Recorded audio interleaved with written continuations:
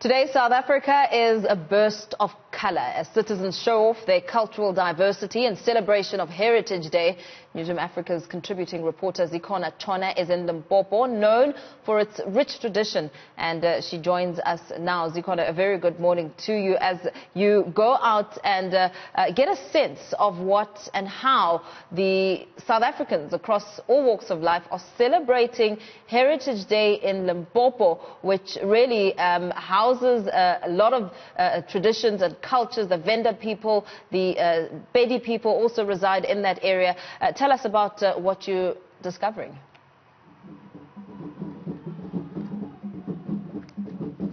So usually during this time in this province there would be a cultural dance competition, but of course because of the COVID-19 pandemic that has not been able to take place.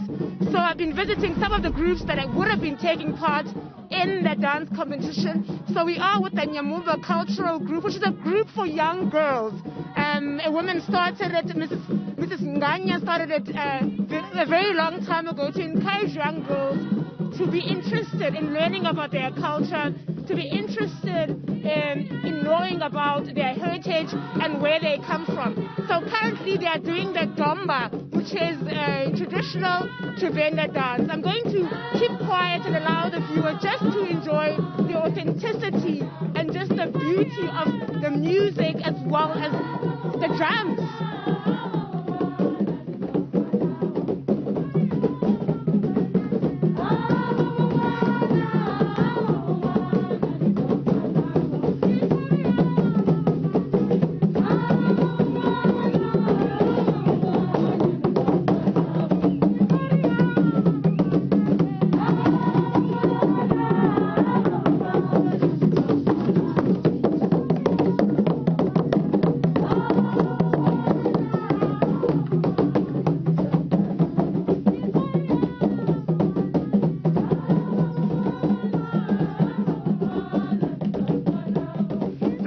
We will be catching up with the group later on as they will be making their way to an event where they will be performing, just giving us a taste of the VhaVenda culture. I'm going to turn now to Mrs.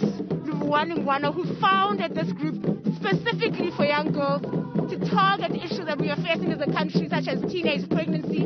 And you quit your job and you said, I want to rein these young girls in so that I can be their mentor. Why was this important for you? It was very important because when I was a teacher at a primary level, I could see that girls there or children there, they do respect, they have morals, but immediately when they go to secondary school, that's where things change. So I told myself that I will be the mentor of these girls, because seeing the rate of pregnant teenagers, and then also school dropouts of these girls, and then the substance abuse by these girls. So I told myself, I'll be the one who will be mentoring them, who will be teaching them what to do and what not to do. Thank you very much. We're going to also talk to you a little bit later. That's Mrs. Ngwana, who founded this group specifically targeted at addressing issues that are facing young girls in this community, such as teenage pregnancy, such as alcohol abuse. So they meet regularly and they do traditional dances and they teach each other about values and that each of them want to uphold. And of course, the traditional dance is a big part of their gatherings, as a big part of them learning about their culture.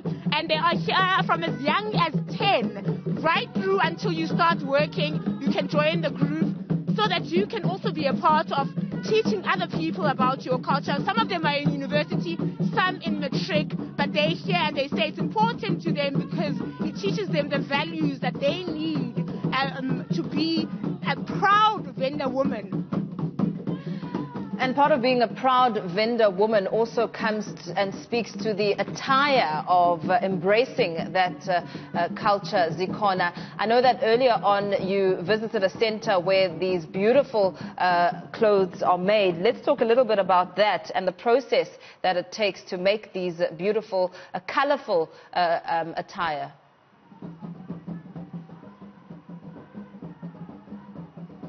So the skirts dress that they're wearing, as well as the attire that I'm wearing, is a traditional VhaVenda attire worn by women. It's called the VhaVenda. It was made, well, I got this one from a local woman who made it at a center that is dominated by women who make traditional attire.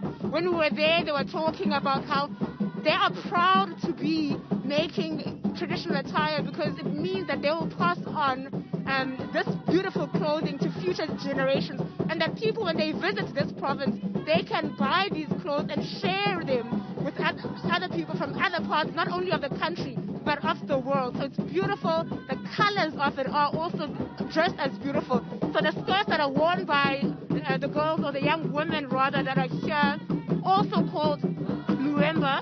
As you can see, Umama there, she's the leader of the group playing the drum. She's the one that organizes the events that bring the girls together. She was saying a little earlier on that they struggle with funding, and they're also struggling in terms of getting a space for them to be able to do this.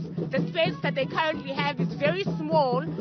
She says at least 300 girls are a part of the group, and the demand is high because parents as well as young girls can see what's happening around them in terms of people dropping out of school, people abusing alcohol. So they'd rather join a group such as this one, which encourages them to stay in school and stay focused right through until you start working. So it's a very good initiative that we have here behind us. They're complaining about things such as funding, and as I've mentioned, 300 young women are a part of this so that they cannot succumb to issues such as substance abuse or drop out of school.